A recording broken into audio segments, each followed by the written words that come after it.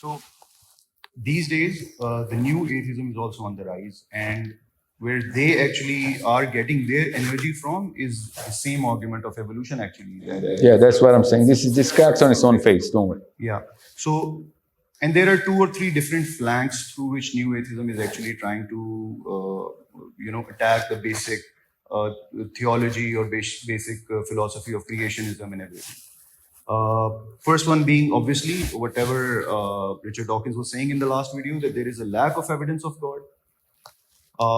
And then followed by that, their argument is that the very fact that there are multiple religions and even the 3 mainstream monotheistic religions don't agree on the nature of God. So there is lack of evidence, and then there's the nature of God, that what God is all about, what are the qualities of a God, what are the good qualities that a God should have. So all the 3 mainstream religions actually don't agree on that.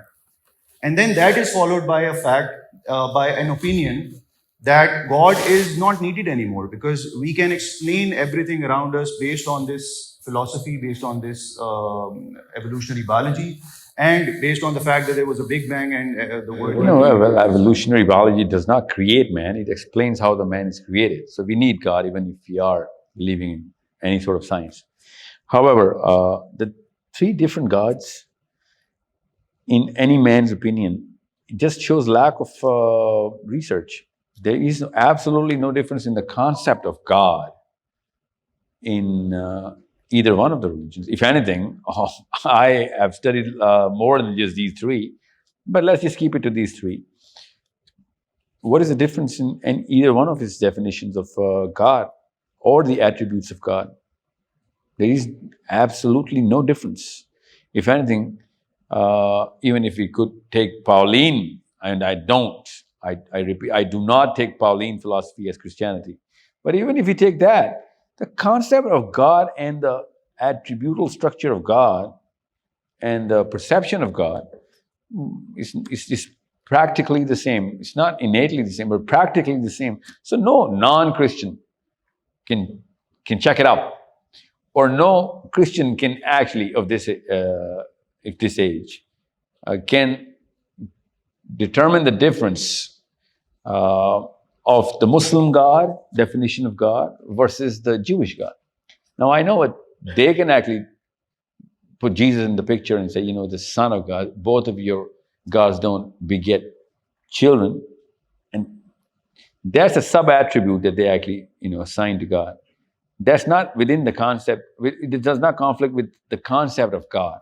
God is still the creator? Yeah. They don't really cross that line. Well, they don't have a different definition or perception of God. They don't actually limit their argument to just, God being the ultimate explanation of whatever. And I don't even hold this as an argument that, since all of our definitions align, so you believe either one of them. I'm not using this as an argument. What I'm saying is, when these people say that, it's a psychological issue. I'll tell you why. Because of mainly Paul. Most of these people, and you're not going to see an atheist coming out of Jewish households who's going to say that. An atheist who's going to come out of a Christian household or Christianish household is going to definitely say that, because we'll be used to this whole new age data that flows around television and all of that stuff, and Fox News and whatnot, or YouTube. The literature of St. Paul is the basis on which all this confusion is coming out. Okay. Now, I don't know why Muslims don't take it seriously, because Allah Azza wa Jal uses this very word confused for Christians. You know what I'm saying? Wala dallin is because of St. Paul. He put 14 books out of 27 inside the whole Testament, the New Testament. And he's coming up with weird views, his own definitions and literal laws and brackets and slashes and edits of the way Christians used to look at Torah. Because I'm saying Christians because Christians were before. The true Christianity was right before St. Paul. He came 5 years after the crucifixion of Jesus. So when you go through this sort of philosophy of St. Paul, I don't blame you for getting confused and becoming atheist. You know what? I am halfway there with you. But the fact that you're going to judge Islam or even the Old Testament based on your New Testament or Pauline philosophy, then that's your fault. God of Torah and God of Quran, and even the God perception of God in St. James was the same. And even if you read other, Gospel of Barabbas, for example, or and that is a companion of St. Paul, by the way. But St. James, let's just say, right before Paul, and this is the man who lived with Jesus. So if you take his definitions and his data, that's, a mirror image of the Quran and Torah. And okay, even if there is a definition of some sort of a change in definition, their definition, James' definition of Jesus is the same as Muslims, and that's the most ironic part. This is why I'm saying St. Paul didn't even get to see Jesus. He never lived a day with him. He just got visions. I don't deny that he was not getting visions of. So to summarize that, if you have to study science, you have to go to the right resources. Well, at least open the books. Yeah, at least read the books. This is as simple as that. Read. And most of the Richard Dawkins or whoever you're gonna, they have. I guarantee you, they have not even opened the Quran. Let alone they only look at those extracts, which are in those weird websites that go on. There's slavery in Islam and there's stoning to death in Islam and whatever. There's Al-Qaeda, anti-Al-Qaeda slogans. That's what they're reading. They have never read the Quran, and they have read the Bible when they were kids. You know what I'm saying? And St. Paul's Bible. That's why actually. That's why it happens. And that's where I'm actually telling you that my book actually tells how big of a confusion there is. We're calling 3 billion people confused here. It takes a lot of guts. So another argument is that God being superfluous is not just because we cannot define or we cannot actually explain all these phenomena without the concept of God. It's also because religion is probably outdated now, and we don't need religion. We can actually define our own morals based on our own senses, based on our own consensus. It's not the New Age thing. Before we dive into that as well, let's go through a video on atheism. We have the 4 horsemen of atheism, Lawrence Krauss, Christopher Hitchens, and everybody else. We have a video. Can you please play the video? There's no evidence that we need anything other than the laws of physics and the other laws of science to explain everything we see. Or convincing reason, certainly no evidential one, to believe that there is such an entity and that all observable phenomena, including the cosmological one to which I'm coming, are explicable without the hypothesis. You don't need the assumption. Or that by making the appropriate propitiations and adopting the appropriate postures and following the appropriate rituals, we can overcome death. I don't believe that, and for a priori reasons, don't. If there was an entity that was responsible for the beginning of the cosmos, and that also happened to be busily engineering the very laborious production of life on our little planet, it still wouldn't prove that this entity cared about us, answered prayers, cared what church we went to, or whether we went to one at all, cared who we had sex with, or in what position, or by what means, cared what we ate, or on what day, cared whether we lived or died. There's no reason at all why this entity isn't completely indifferent to us. That you cannot get from deism to theism except by a series of extraordinarily generous to yourself. So here's my argument for moral truth in the context of science. Questions of right and wrong and good and evil depend upon minds. Okay, they depend upon the possibility of experience. Minds are natural phenomena. They depend upon the laws of nature in some way. Okay, morality and human values, therefore, can be understood through science because in talking about these things, we are talking about all of the facts that influence the well-being of conscious creatures. Religion is part of a complex of supernatural beliefs that are founded on lack of evidence, astrology, homeopathy, all sorts of things like that. And it could be said that some of these are harmless. I don't think it's harmless. There is something insidious about training children to believe things for which there's no evidence. It seems to me, to put it in a condensed form, extraordinary claims, such as the existence of a divine power with a son who cares enough to come and redeem us, extraordinary claims require truly extraordinary evidence. First of all, a lot of people believe in God. Okay. But then there's a lot of people who don't believe in God, but believe in God. That is, they've lost their faith, or they never had it in the first place, but they think belief in God is a pretty darn good thing. Now, the people who believe in God, they also believe in belief in God. Right. But the people So who we don't, add the two groups together, and you got to have more. There's more people that believe in God, that whether they believe in God or not, than who believe in God. As has been said, that science does not make it impossible to believe in God. It just makes it possible to not believe in God. So, so the question is, these are the 2 or 3 different flanks through which, the modern atheism actually attacking the concept of religion.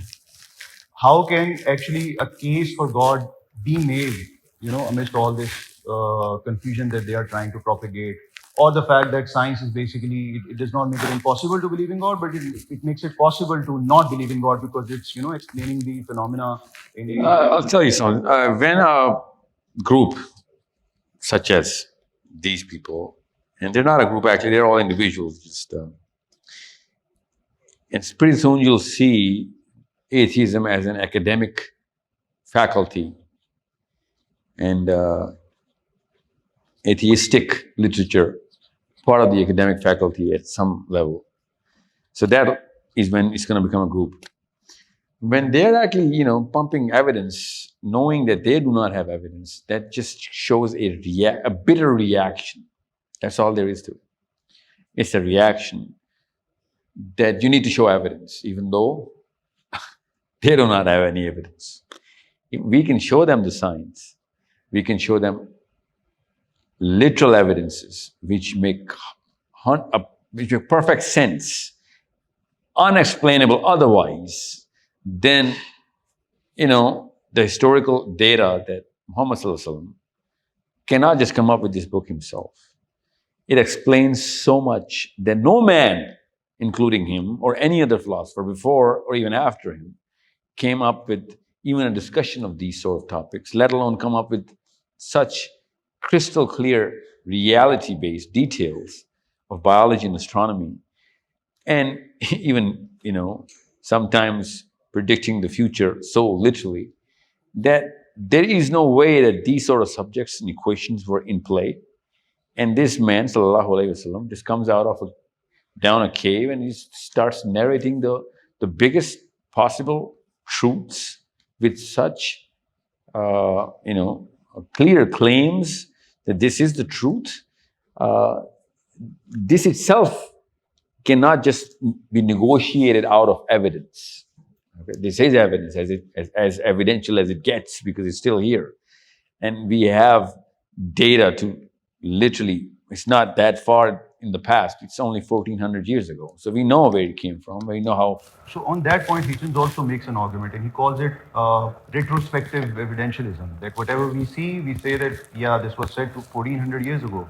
And then if the data changes... No, but it is still an argument of history, right? It's still an argument of history. In history, we do not see any of Nabi Sallallahu Alaihi Wasallam's contemporary even opening up these sort of discussions. So it's not just the fact that it's only 1400 years ago. No, the topic of discussion, the category, and the level of, and the depth of thought and clarity of those details, and the fact that they're now are considered as true, that is something which is a miracle, which is evidence of it being, divine. Otherwise, you would have had at least one person, who can come up with some sort of this sort of enormity of a claim, or literally these sort of, miracles before or after Nabi Sallallahu Alaihi Wasallam. But it never happened. It literally never happened, because whenever it did happen, it came from Musa Alayhi Salam, the king, you know what I'm saying? Or Isa Alayhi Salam, actually, we do not have his book. But, the guy was literally born out of, no father, spoke when he was, because this is not an ordinary human being, Isa ibn Maryam. So if he comes up with something, okay, yeah, we can say, it was backed up by something else. But a regular man with no evidence of any extraordinary event backing him up, all of a sudden comes up with, the biggest book in the history of the planet, and till date everybody's throwing arrows at it and still missing, is enough of a proof for the thinking mind. I'm not even inviting the thinking mind here. Okay, I'm just inviting every mind and making them think. The thinking mind is already going to find its path inside the Quran. Don't worry about it. And even if it's not, it's okay. It's still going to have less chance of errors. But people who just criticizing the Quran without even reading it, getting intimidated by science because of their own inferiority complexes, they think science has the answers. None of them is a scientist. Did you ever just show me? They're not scientists. Okay. When the scientists themselves claim that either, the claim of humility, that, we could be wrong about everything that we've just found out. We could just have any new meteor can come in and we can discover something new, and, we could still come up with the smallest particle in the universe through a meteor or through some sort of a new discovery, or new source of energy comes in. All of a sudden the laws of nature would just, change, if not, become obsolete. Then, yeah, they're all open to this. So what I'm asking is a simple question, that such a temporary state of affairs that science actually creates, and it says that it's very temporary. I'm not going to change the permanent claim of it being, forever, and eternity is involved here. I'm not going to take your word for it unless you put something eternal here. And I'm asking them, okay, you started with the origin of life. That would make it as eternal as it gets, at least halfway there. So why don't you just give me the answer to that, and I'm going to take you seriously. Otherwise, everyone knows that it's just a matter of 100 years, or even less, that every single definition in the book is going to render itself obsolete. And at that time, we'll be just laughing at our own selves. Of course, being Muslim, we'll be crying that, what? We just believed in these people because we were intimidated or bullied by them. Well, I'm not going to be bullied by people who can't even prove themselves out of their own box. That's as simple as I'm going to make it. So I am not suffering from that psychological inferiority to just believe just because a scientist says something. Just because a scientist says something stupid doesn't make it scientific. It's still a stupid thing. Because you do not have any evidence does not make our case weak. Or if our case is weak, you need to produce some evidence, since you're the biggest magician on the planet right now, because you're popping up something from nothings everywhere. If you can pop up something from nothing, then it gives us a lot more rights than just to, because we're not just creating something out of nothing. We're actually putting a lot more burden of character, of values, of sacrifice, emotional correctness, justice, empathy, that's coming out of ours, nothing. And their nothing brings up an atom with absolutely no meaning of life. Anybody can do anything and no questions asked. You know what I'm saying? And it does not explain all the requirements of morality, which the last argument of Sam Harris was. He's not talking about the requirement of morality. He's talking about morality as a subject. I'm talking about a requirement of morality as a subject. Why is that universal? And why is that so uniquely similar in every single part of the world? Not right now, throughout the eras. We never evolved morality. We can take it down a little in clusters like this, fringes, which is LGBT and all of that, whatever, the postmodernistic view. But we never took it up. So somebody came up with the best definitions on the first day of humankind. And that husband and wife were talking, and they came up with the finest definitions of morality, and they started teaching everybody downstairs. That's what they're saying? Actually, morality is also regressing. These are the examples that we find in the It is.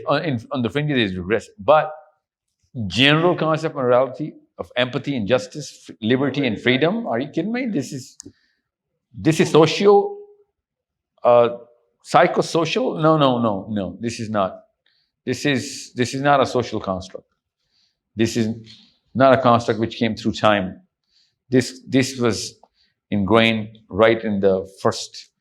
That's why I don't believe in evolution, by the way. can't just come up with morality because, oh, somebody started to think about others. He was the best monkey of us all. You know what I'm saying? That's not how, yeah, that's what they're saying. Even, Muslim scholars are saying, you know what, this kind of evolution should be accepted. So where is this morality, meter? Adam alayhi salam was the first in morality or the first of 100% morality? So somebody with 99% was there. You know what I'm saying? According to these Muslim scholars, I'm sorry, even if Adam alayhi salam did come from evolution, according to them, where is Hawa alayhi salam coming from? You know what I'm saying? I don't know why they call themselves Muslims and believe in this sort of thing. And even if they were both here, then why is Allah Azza wa Jalla saying, go down on earth now? You know what I'm saying? That evolution happened somewhere else. This evolution where, Neanderthals are dancing around happened on this planet.